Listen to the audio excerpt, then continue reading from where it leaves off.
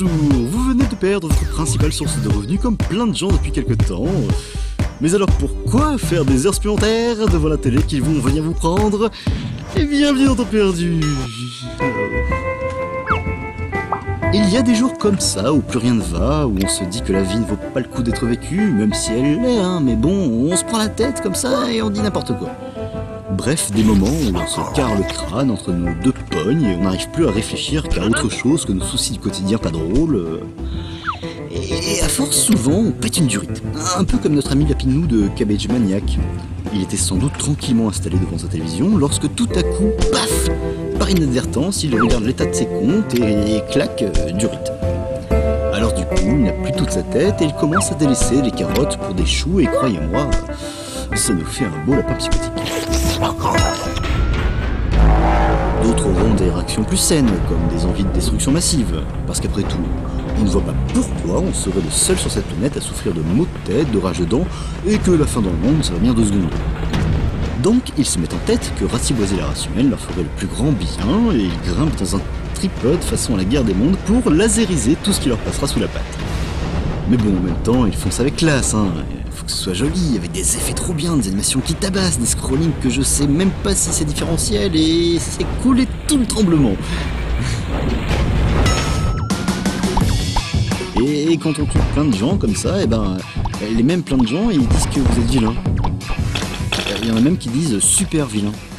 Demandez à la Flanders, vous verrez bien. Et du coup, les super pavos, ils sont tellement vexés qu'ils décident de carrément la faire sauter, la planète. Et après, bah, ils sont plus.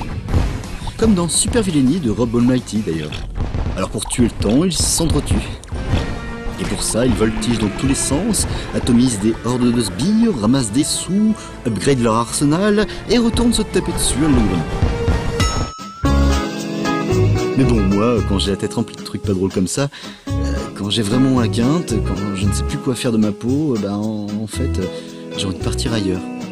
Me réfugier dans un petit endroit, moi, où mes idées noires ne pourront plus m'atteindre. Un nouveau monde, quoi. Un peu comme celui du développeur Louis-C. Ici, c'est cool. D'abord, on peut changer le climat d'une zone en la faisant s'élever ou en la faisant s'affaisser. Ensuite, on plante des graines et en fonction de la température et de la fertilité du sol, on obtiendra des arbres. Après, on balance des œufs qui deviennent des bestioles et si l'habitat leur convient, ils évolueront. À vous donc de construire le meilleur des mondes en journée. Parce que le soir, il y a des monstres. Et les monstres, ils sont pas gentils, alors on s'équipe à l'armurerie, on commence à dézinguer tout ce qui bouge, et c'est cool parce que ça défoule. Mais après, c'est de nouveau le jour. Et on ne sait plus du tout ce qu'on a fait la veille, et s'il nous faut des renards ou des dragons, sachant qu'il y a des bestioles qui se mangent entre elles et que les arbres, ils peuvent mourir. Bon, alors on recommence un peu tout, et on perd du temps, plein de temps. Surtout que lorsqu'on a fini une mission, on peut continuer en mode survival et on se dit que ça tombe finalement pas si mal, vu qu'il faut quand même ne pas oublier que pour gagner plus, jouer plus.